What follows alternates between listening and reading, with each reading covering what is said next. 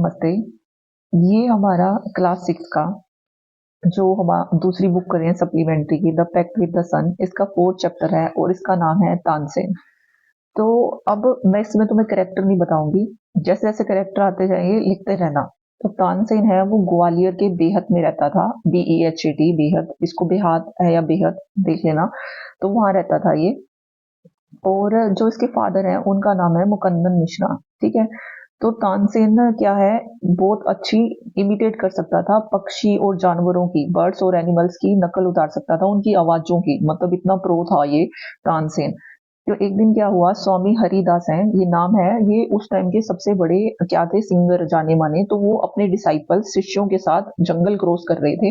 तो चलते चलते वो थक गए, बीच में आके रुक गए। तानसेन खेलने के लिए आया हुआ था, तो उसने देखा कि यहाँ पे अजनबी आए हुए हैं, तो इनको मैं क्या करता हूँ, परेशान करता हूँ। और परेशान कैसे करेगा, आवाज निकाल के जानवरों की। तो इसने क्या किया, क्या नाम है इसका, तानसेन ने क्या किया, टाइगर की आवाज निकालनी शुरू कर दी। टाइगर की आवाज निकाली थी, ये लिख लेना।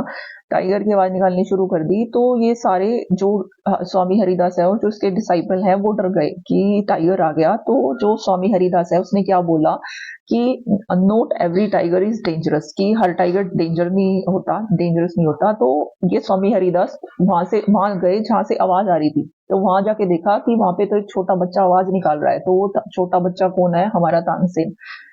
तो ये जो स्वामी हरिदास है ये तानसेन के फादर के पास गए। उनको बोला भाई तेरा बच्चा थोड़ा नोटी है, शरारती है, पर ये बहुत ज्यादा टैलेंटेड है, इसको मेरे साथ भेजो। तो तानसेन उस टाइम पे 10 साल का था जब ये हरिदास के साथ गए। ठीक है। तो 10 साल का था और हरिदास के साथ 11 साल तक रहा। नोट कर लेना, 10 साल के थे और 11 साल तक 10 साल के थे, 11 साल तक हरिदास के साथ रहे, वहां पे अच्छा खासा म्यूजिक सीखा और बहुत ज्यादा महान बन गया। ठीक है। अब क्या हुआ, ये सीख के जब वापिस आए तो जो मुकंदन मिश्रा है, तानसेन के फादर, उनकी क्या विश थी कि जो मेरा बेटा है ये कहाँ जाए, मोहम्मद घोष के पास जाए। ठीक है, ग्वालियर के मोहम्मद घोष के पास जाए, उनके पास जाके म्यूजिक ये परफॉर्म करे, ये सारी चीजें करे। तो ये चला गया वहां पे, तानसेन चला गया मोहम्मद घोष के पास। ठीक है, वहां पे बहुत टाइम तक रहा ये। उसके बाद इसको बहुत, मोहम्मद घोष इसको कहाँ लेके जाता था, रानी मृगनयनी के दरबार में लेके जाता था। ये कैरेक्टर्स नोट कर लो, रानी मृगनयनी के दरबार में लेके जाते होते थे, कोर्ट में लेके जाते होते थे, और वहां पे ये गाना वगैरह गाते थे। तो तानसेन की मुलाकात वहीं पे ही एक लड़की के साथ हुई, वो भी सिंगर ही थी, उसका नाम था हुसैनी। तो लास्ट में दोनों में क्या हो गया, अच्छा खासा मिलाप हुआ, मतलब प्यार हो गया। और फिर उन्होंने शादी कर ली और उनके 5 बच्चे हुए। तानसेन को ये हुसैनी मिली कहाँ थी, जो रानी मृगनयनी है उसके दरबार में मिली थी। इन्होंने शादी की और 5 बच्चे हुए, ये चीजें नोट करना। अब जो हुसैनी है वो भी स्वामी हरिदास की क्या बन गई, शिष्या बन गई, डिसाइपल बन गई। अब ये भी वहां से क्या सीख रही है, म्यूजिक सीख रही है। तो अब क्या हुआ इसको, अब ये जो है हमारा तानसेन अकबर के दरबार में आ गया। ये 1556 में आया था, नोट कर लेना। और वहां से गया कब, 1585 में। और गया कैसे, वो मर गया और इसीलिए वहां से चला गया, अदरवाइज ये और भी लंबे टाइम तक रहता। 1556 में अकबर के दरबार में गया और डाइड हुआ 1585 में। ये दोनों ही डेट नोट करो।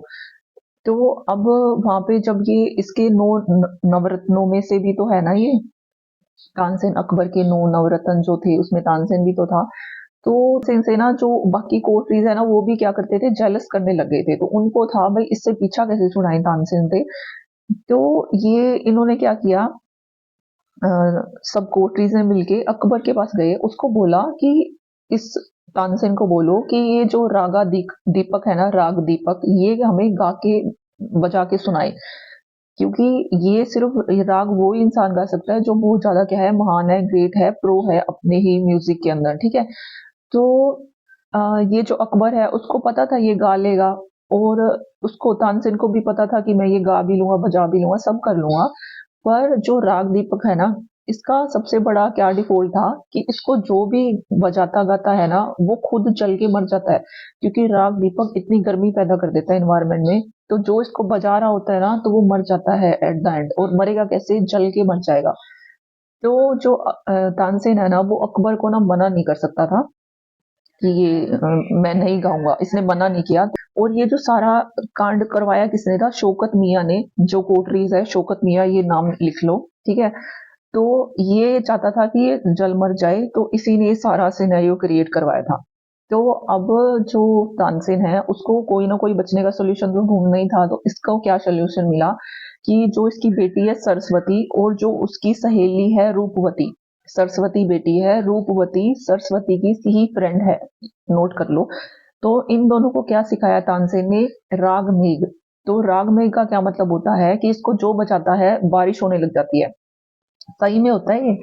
तो फिर क्या हुआ, 2 महीने 2 हफ्ते का टाइम लिया, 2 हफ्ते का टाइम लिया, लिख लेना। तो उसके अंदर इन दोनों को ट्रेन किया कि जब मैं राग दीपक बजाऊंगा तो जब वो दीपक जलने वाले होंगे तो उसी टाइम पे तुमने क्या कर। तो 2 हफ्ते तक इन दोनों को सिखाया और इनको क्या बोला तानसेन ने कि मैं जब राग दीपक बजाऊंगा तो तुम तब तक राग मेघ को शुरू मत करना जब तक कि वो दीपक है वो जल ना जाए जो आसपास पड़े हैं। तो ये क्या हुआ, इसने राग दीपक बजाना शुरू किया और जब ये दीपक जले तो फटाफट इन्होंने राग मेघ गाना शुरू किया, बारिश हो गई और इस तरह से तानसेन ने अपनी जान बचा ली। पर इस चीज के बाद ना तानसेन बहुत ज्यादा बीमार रहने लग गया।